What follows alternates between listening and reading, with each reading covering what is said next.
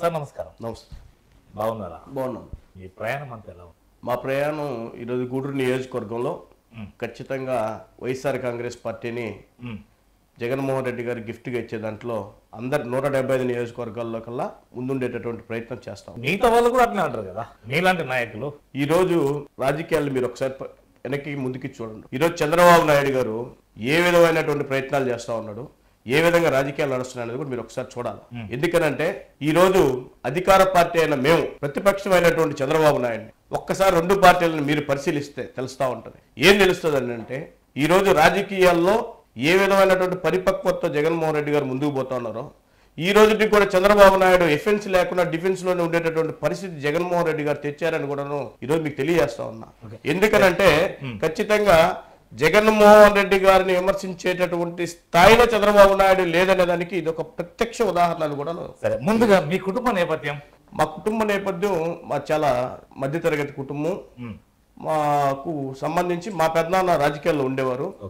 రాజకీయాల ద్వారానే ఆయన మర్డర్ అయ్యారు. అది కూడాను మా కుటుంబ మర్డర్ అయ్యారు. ఆ తర్వాత మా పెద్దనాన్న ఇంకొక పెద్దనాన్న ఇద్దరికి అందరూ కాంగ్రెస్ లో ఉండేవాళ్ళు, కానీ ఒక పెద్దనాన్న మాత్రం టీడీపీలో ఉండేవారు. ఆ టీడీపీలో ఉన్న దాని వల్ల గొడవలు జరిగి మర్డర్ అయ్యారు. ఆ తర్వాత మేము ఎవరు కూడా రాజకీయాలకి మా నాన్న గాని ఎవరు ముందుకు వెళ్ళారు. ఆ తర్వాత మేము వచ్చిన తర్వాత కొంత మీరు ప్రధానంగా రాజకీయాల్లోకి రావడం గల కారణం? రాజకీయాల్లో రావడానికి కారణాలు ఏమి లేవు. అదేమి పెద్ద రాజకీయ కుటుంబం ఏం కాదు. కానీ ఎక్కడైనా కూడా మా ఊర్లో ఉన్నంత వరకు మేము కొంతవరకు రాజకీయ నేపథ్యం కలిగినటువంటి వాళ్ళం. అదేవిధంగా జగన్మోహన్ రెడ్డి గారి రాజకీయాల్లోకి రాకముందు కూడాను కొంత అంటే వాళ్ళ నాన్నగారు రాజకీయాల్లో ఉన్నదాని వల్ల కుటుంబంలో ఒకరు ఉంటేనే రాజకీయాల్లో బాగుంటుంది అనేటటువంటి ఉద్దేశం ఉన్నటువంటి నేపథ్యంలో మేము కూడా ఏంటంటే మనకు కూడా అంతా ఎంతో మనం కూడా రాజకీయాల్లోకి రావాలా, రాజకీయాల్లో అంతా ఎంతో మనం నేర్చుకోవాలనే ఉద్దేశంతో వచ్చాం. మీరు ముందు ఆర్ఎస్ఎస్ భావజాలు కలిగి ఉన్నటువంటి సునీల్ రెడ్డి గారు. అవును. కానీ ఇందులో ఏ విధంగా ఎగ్జిస్ట్ అవుతుంది? ఆర్ఎస్ఎస్ ని పెద్ద పెనుభూతంగా చూడడం అనేది చాలా పెద్ద తప్పు. రాజకీయాల్లో ఎక్కడా కూడాను ఆర్ఎస్ఎస్ అనేది పెద్ద పెనుభూతం ఏం కాదు. ఇప్పుడు రైటిస్ట్ కు లెఫ్టిస్ట్ కు చాలా భేద అభిప్రాయాలు ఉంటాయి కదా. ఇప్పుడు లెఫ్టిస్ట్ గా నడుస్తా ఉన్నారా? మీరు ఆలోచన చేయండి. జీవన పరిణామంలో అలానే ఉంటది కదా. జీవన పరిణామం అనేది మీరు చెప్తా ఉన్నారు, దాన్ని కాదన్నట్లే.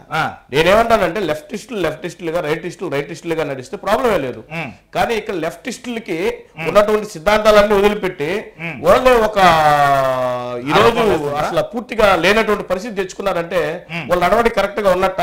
ఇక్కడ మీరు వైఎస్ఆర్సీపీ భావజాలం ఉన్న వాళ్ళ లేకపోతే ఆర్ఎస్ఎస్ భావజాలం ఉన్న వాళ్ళ సునీల్ రెడ్డి గారు? ఈ రోజు మీరు ఖచ్చితంగా చూడండి, ఈ రోజు మన పార్టీలో చాలా మంది ఆర్ఎస్ఎస్ బేస్డ్, ఏబీవీపీ బేస్డ్, లేదు బీజేపీ బేస్డ్ నుంచి వచ్చినటువంటి వాళ్ళు.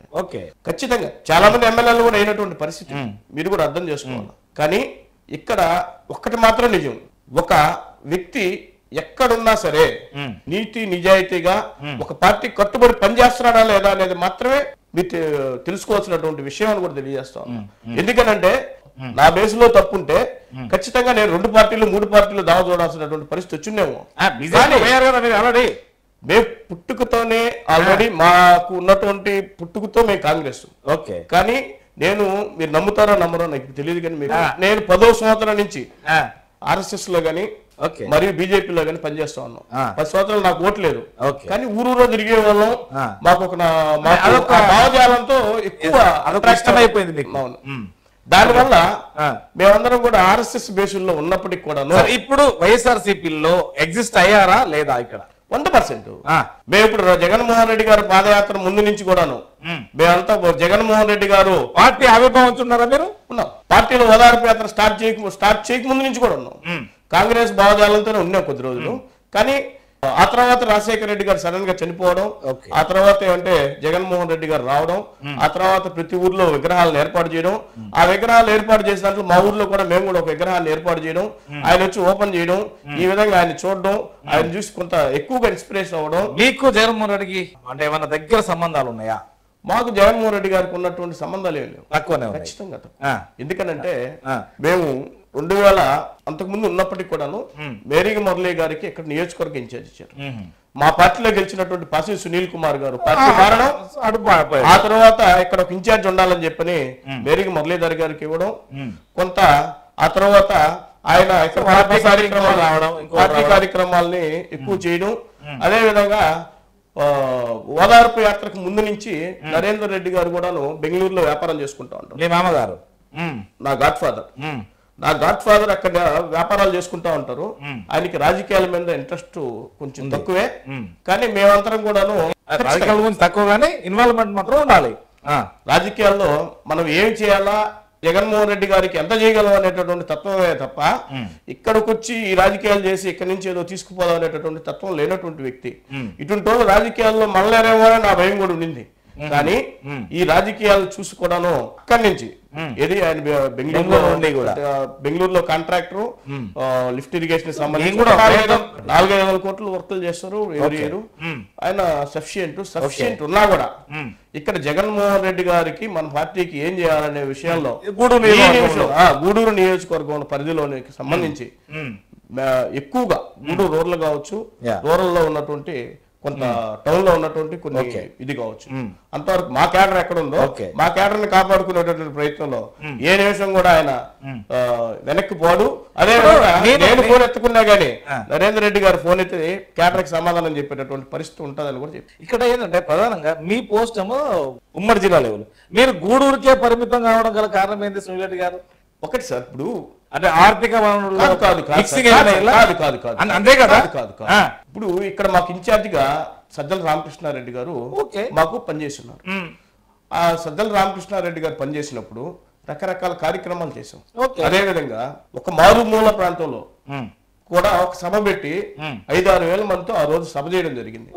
ఆ తర్వాత పార్టీ ఆఫీసు సొంత నిధులతో పెట్టి ఆ రోజు పార్టీని నియోజకవర్గంలో డెవలప్మెంట్ చేయడం జరిగింది. అది పూర్తి నరేందర్ రెడ్డి గారి ఆధారంలో. నేనేమంటానంటే నా పాత్రను ఎక్కడ చూశారు? గూడూరు నియోజకవర్గంలో, గూడూరు రూరల్ లో సంబంధించినటువంటి నా యొక్క పాత్రని, మా మామగారు చేసినటువంటి సేవని, ఈ రెండింటిని గుర్తించి ఆయన పార్టీకి సంబంధించినటువంటి పదవులు ఏమి వద్దంటారు కాబట్టి నాకు ఇచ్చారు.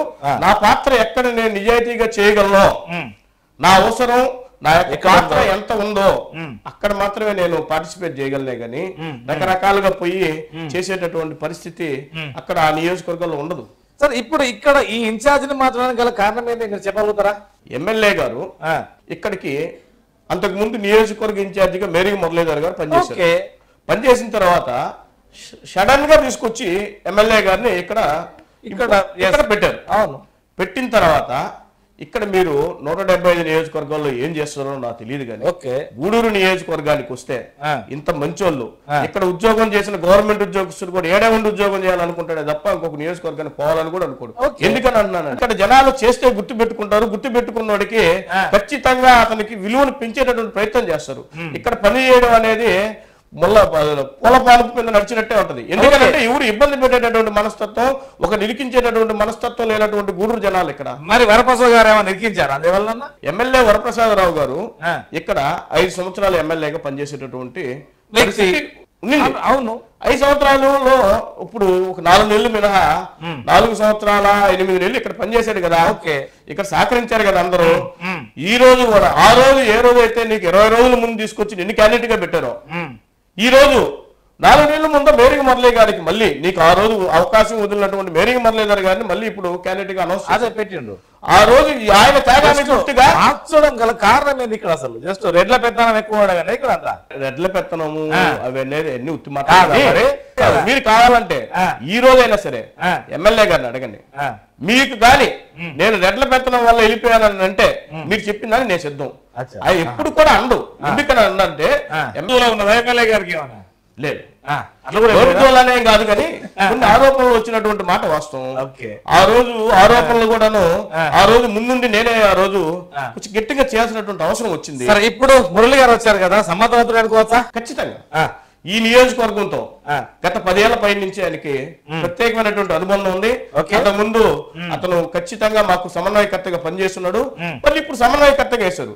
ఆయనకు ఉన్నంత ఈజీగా ఇంక ఎవరికి ఉండదని కూడా మేము అందరం నిర్ణయించిన తర్వాతే అధిష్టానానికి అందరూ కూడాను మా మండల కన్వీనర్లు కావచ్చు, పార్టీ ఉన్నటువంటి క్యాడర్ కూడా మొత్తం కూడాను ఏకగ్రీవంగా మేరీ మురళీధర్కి ఇస్తే తప్ప ఇంక ఎవరికి ఇచ్చినా కూడా పార్టీ గెలిచేటువంటి పరిస్థితి లేదని కూడాను తెలియజేశారు. ఎందుకు తెలియజేశారన్న ఇక్కడ నెల్లూరు జిల్లాలో ఒక 3-4 ఇన్ఛార్జీలు ఎమ్మెల్యేలు పార్టీ మారడానికి గల కారణం ఏంటి సార్? ఏమైనా చెప్పగలుగుతారా? ఇప్పుడు ఆనం కావచ్చు, లేకపోతే మేకపాటి కావచ్చు, అవునా కదా? ఇప్పుడు ఏది కోటంరెడ్డి కానీ వీళ్ళు మారడానికి గల కారణం ఏంటి సార్? మీరు పార్టీ వైజ్ వాళ్ళకి ఏమైనా ఇబ్బంది జరిగిందని అనుకుంటే పొరపాటే. వాళ్ళు పర్సనల్ గా సంబంధించినటువంటి వ్యవహారాల్లో జగన్మోహన్ రెడ్డి గారు సాగలేదనేది కాదు, జగన్మోహన్ రెడ్డి గారు దోచుకునేదానికి సహకరించడం లేదనేటువంటి కారణం తెలిపారే తప్ప ఇంకా దేనికి మీరు చెప్పండి. అదే ఆనం రామనారాయణ రెడ్డి గారికి ఈ రోజు పిలిచి చంద్రబాబు నాయుడు అన్న టికెట్ ఇచ్చారు వాళ్ళకి, ఈ రోజు బెగ్గింగ్ చేసుకోవాల్సిన పరిస్థితి వచ్చేసింది. మీరు ఆలోచించండి ఒకసారి. ఈ రోజుకి మేరీ మురళీధర్ గారు పార్టీకి పనిచేశారు, ఎమ్మెల్సీ ఇచ్చారు, మళ్ళీ ప్రభుత్వం విప్పుగా ఇచ్చారు, విప్పించిన తర్వాత కూడా మళ్ళీ పిలిచి ఎమ్మెల్యే గూడూరు ఎమ్మెల్యే టికెట్ ఇచ్చారు.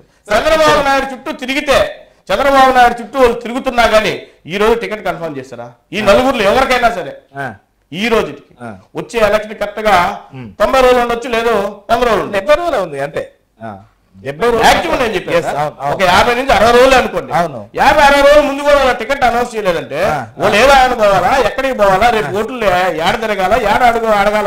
ఈ 3-4 మొదట టీడీపీ పోవడం వల్ల వైసీపీకి ఏమైనా నష్టం జరుగుతుందా?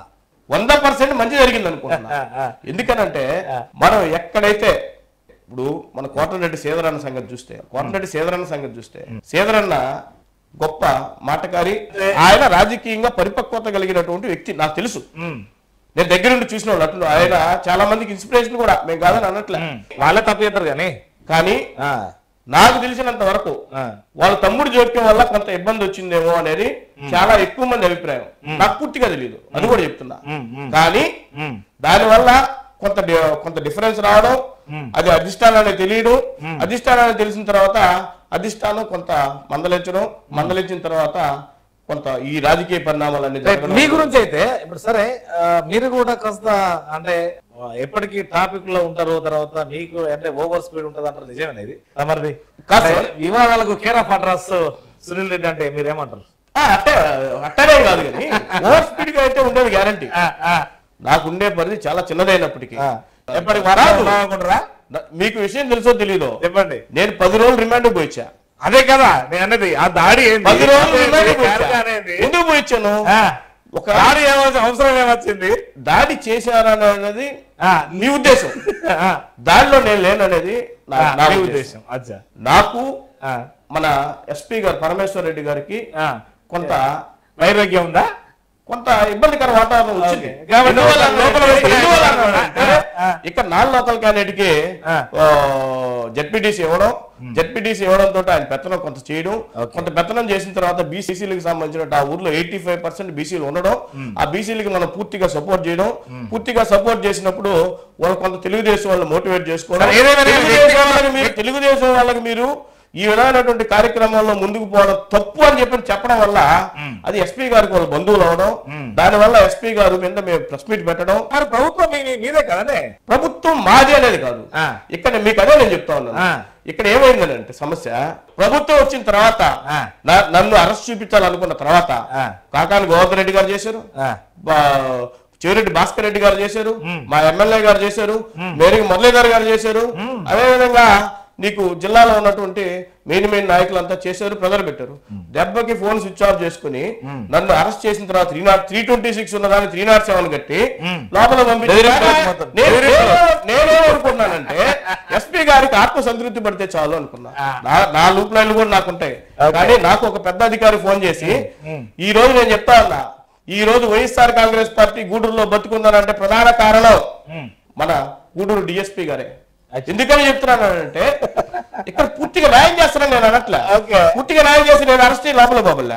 మంచి చెడుల్ని ఎక్కడన్నా మనం తప్పు చేసినా కూడా పిలిచి కూర్చొని పెట్టుకుని ఈ విధంగా పోతే పార్టీకి డ్యామేజ్ జరగదేమో, నీకు ఇబ్బంది వస్తుందేమో చూసుకున్నటువంటి మనస్తత్వం కలిగి ఎవరికైనా కానీ ఆయన పోలీస్ గా కంటే ఫ్రెండ్లీ పోలీస్ గా చాలా ఎక్కువగా ఉంటాడు. మీకు రాష్ట్ర ప్రధాన కార్యదర్శి ఇచ్చారు, ఆ పార్టీ అంటే ఏది మీ పదవికి ఎంత మేరకు మీరు న్యాయం చేశారంటే మీరు ఏం చెప్పగలుగుతారు సునీల్? ఈ రోజు మీరు గూడూరు రూరల్ మండల పరిధిలో మాకుండే సెక్షన్ లో నియోజకవర్గంలో ఇంచుమించు 45% ఆఫ్ సెక్షన్ మాది.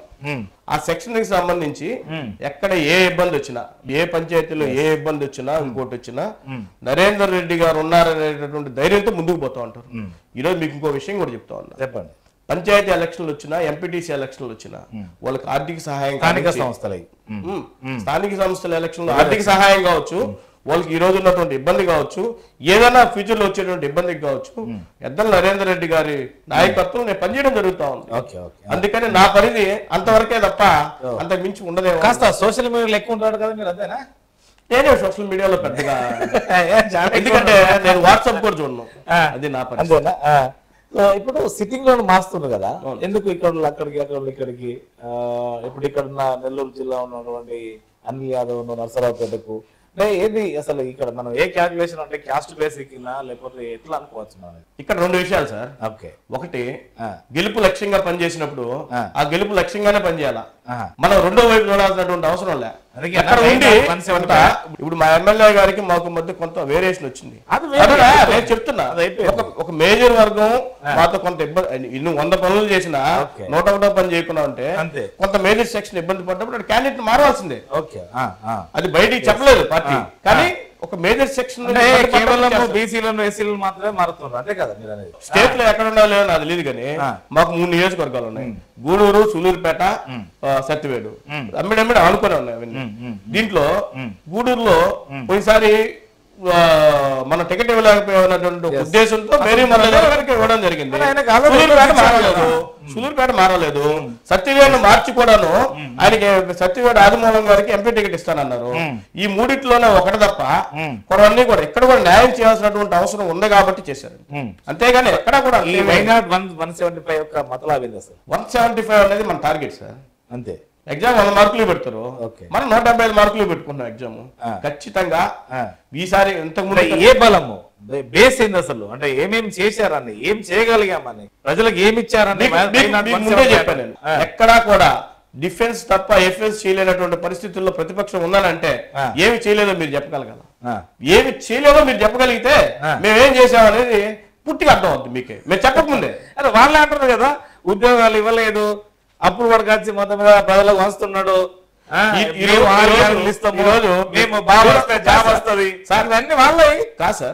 ఈరోజు సమాజం మారింది, పూర్తిగా మారింది. గవర్నమెంట్ సెక్షన్ నుంచి అంతా ప్రైవేట్ సెక్షన్ కి ఎక్కువ మోటివేట్ అవుతుంది. ఎందుకంటే గవర్నమెంట్ సెక్షన్ లో నిర్ణయాలకు చాలా లేట్ అవుతుంది, ప్రైవేట్ సెక్టార్లు ఏంటంటే నిర్ణయాలు త్వరితగతిన అవుతాయి, అభివృద్ధికి ఆస్కారం ఉంటదని చెప్పి చాలా ఎక్కువగా ప్రైవేట్ సెక్షన్ కి వెళ్ళిపోతా ఉంది. అందులో ఈ రాష్ట్ర బడ్జెట్ కూడాను ఇంచుమించు 40 to 45% ఇప్పుడు ఉద్యోగులకు జీతాలు ఇవ్వడానికే ఖర్చు అవుతా ఉంది. ఆ సెక్షన్ తగ్గించుకుంటా, అదే విధంగా రాష్ట్ర అభివృద్ధి చూసుకుంటా, ఈ రోజు ఎవరు కూడాను నాకు అన్నమే జరగట్లేదని చెప్పి ఎవరు కూడాను ఇది చేసినట్టు బాబు వచ్చారు, ఆ రోజు జాబులు ఎన్ని ఇచ్చారో కూడా అందరూ చూశారు. అందుకే 23 ఇచ్చేసి ఆయన ముడిగట్టి బయటికి పారేశారు. ఈ రోజు కూడా చెప్తా ఉన్నా, చంద్రబాబు నాయుడు గారి పరిస్థితి ఎలా ఉందనంటే, ఆయన్ని ఏం చంద్రబాబు అని అంటే పవన్ కళ్యాణ్ సాయి చూడాల్సినటువంటి పరిస్థితి, బీజేపీ సాయి చూడాల్సినటువంటి పరిస్థితి. ఈ రోజుకి చంద్రబాబు నాయుడు గారికి వాల్యూ అనేది ఒకటి ఉంటే ఒక ప్రతినిధిని అక్కడి నుంచి ఇక్కడికి పంపించి ఇక్కడ సీట్లు సర్దుబాటు చేసుకోవాల్సినటువంటి పరిస్థితిలో ఉన్నాడు చంద్రబాబు నాయుడు. ఈ రోజు చంద్రబాబు నాయుడు ఢిల్లీకి పోవాల్సినటువంటి పరిస్థితి ఎందుకు వచ్చిందో మీరు అర్థం చేసుకోవాలా, ఆయన స్థాయి ఎంతకి దిగజారిందో కూడా మీరు అర్థం చేసుకోవాలా. అవును, షర్మిల వస్తుంది కదా, అంటే ఎలా ఉండబోతుంది షర్మిల గారు? నిజం చెప్పాలంటే శత్రువులు ఇంట్లో ఉంటారంటే ఇదే కదా. ఎందుకనంటే ఇప్పుడు జగన్ విడిచిన బాణమైన ఓలంటారు, చంద్రబాబు విడిచిన బాణమైన ఓలంటారు.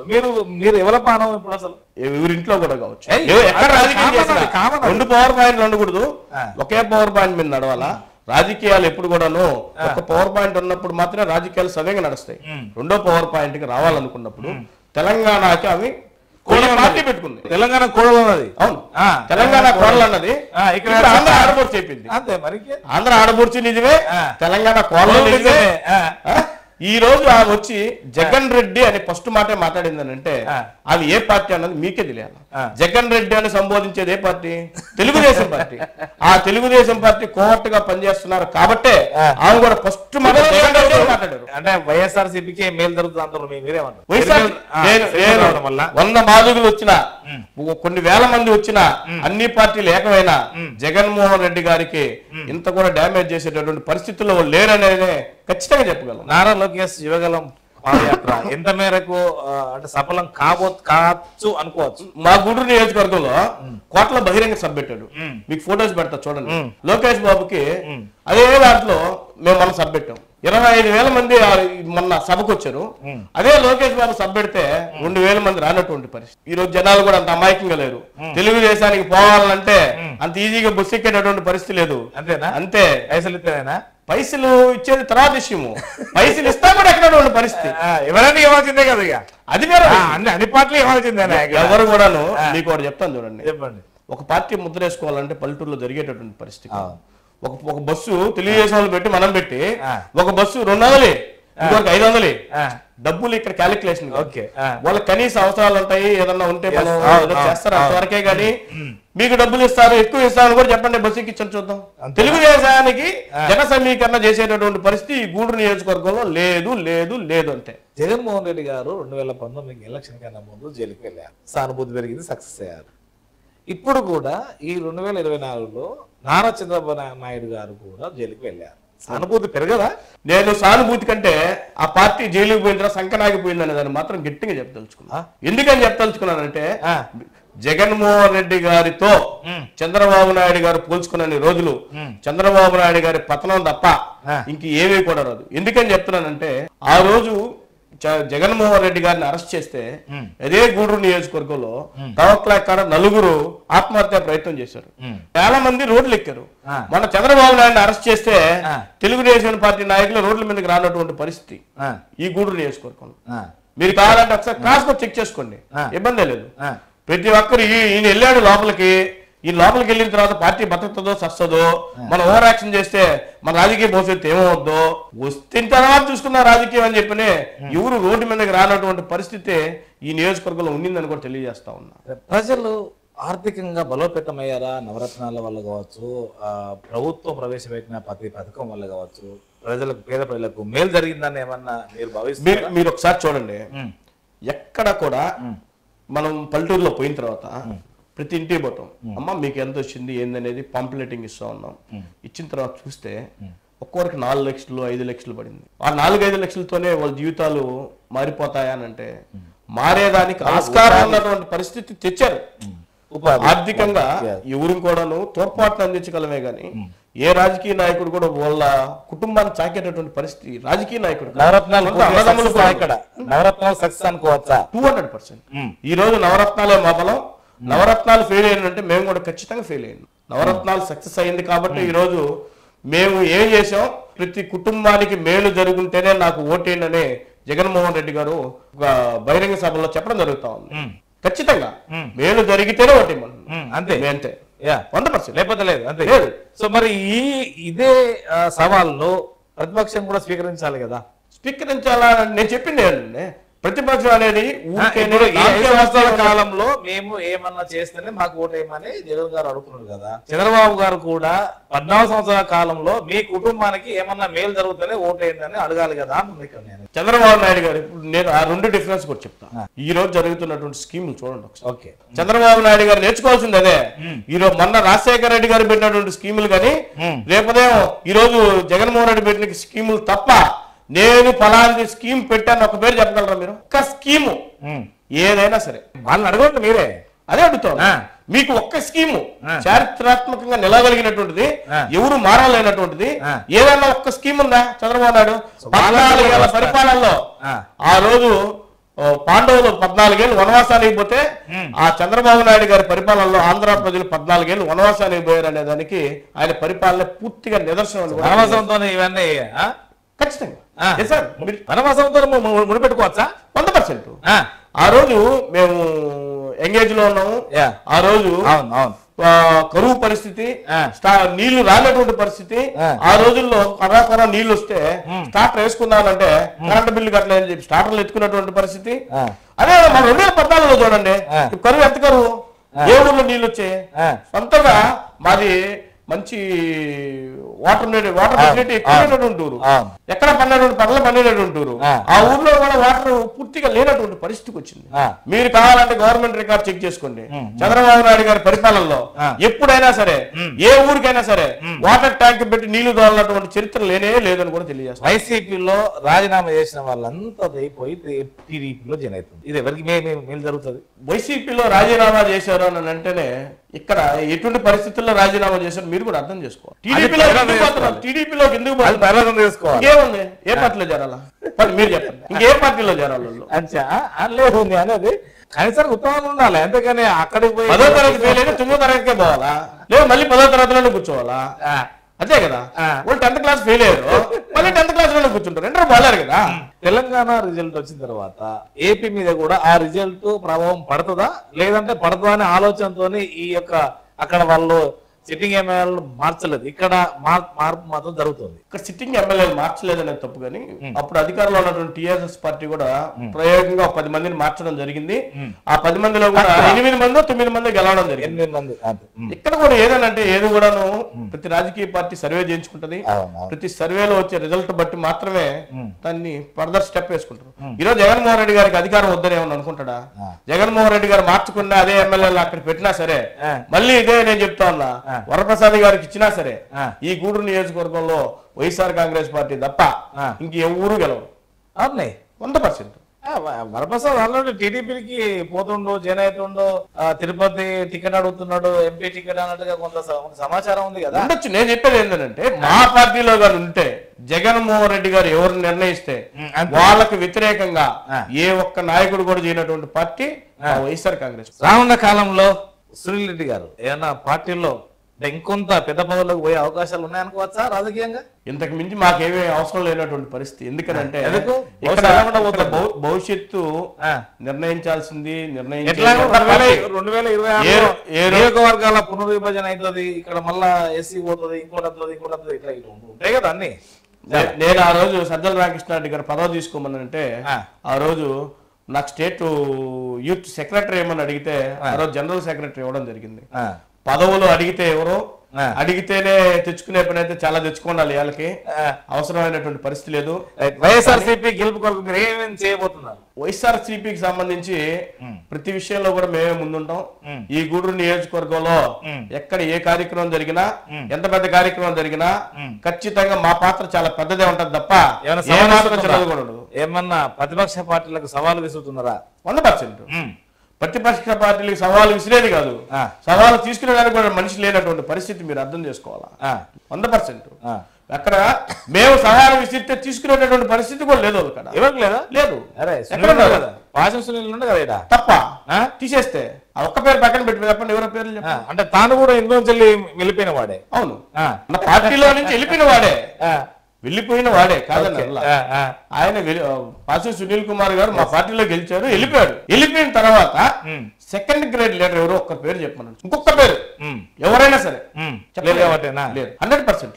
చివరికి మీ ఫాలోవర్స్ కావచ్చు, ఓటర్లకు కావచ్చు, ఏం చెప్పాల్సుకున్నారు మీ నియోజకవర్గ ప్రజలకు? ఈ రోజు ఒక మాట అయితే చెప్పదలుచుకున్నాం. మా నాయకుడు, మా యొక్క పార్టీ ముఖ్యమైనటువంటి నాయకుడు జగన్మోహన్ రెడ్డి గారు, మా సీఎం జగన్మోహన్ రెడ్డి గారు చెప్పినట్టు మా వల్ల మేలు జరుగుంటేనే ఓట్లేయండి అని అడిగేటటువంటి దమ్ము 14 ఏళ్లు పరిపాలించినటువంటి చంద్రబాబు నాయుడు గారు కూడా చెప్పాలని తెలియజేస్తా ఉన్నా. ఎందుకంటే ఖచ్చితంగా మేము 5 ఏళ్ల పరిపాలన చూసి ఓటేయమని అడిగినటువంటి గుండె ధైర్యం కలిగినటువంటి వాళ్ళం. నీ గుండె ధైర్యం కాదు కదా, నీ పిరికి ధైర్యంతో అయినా సరే మా 14 ఏళ్ల పరిపాలన చూసి ఓటేయండి అని అడిగేటటువంటి ధైర్యం నీ పిరికి గుండెకు ఉందా అని అడుగుతా ఉన్నాం. అది ఖచ్చితంగా నిర్ణయిస్తుంది కదా.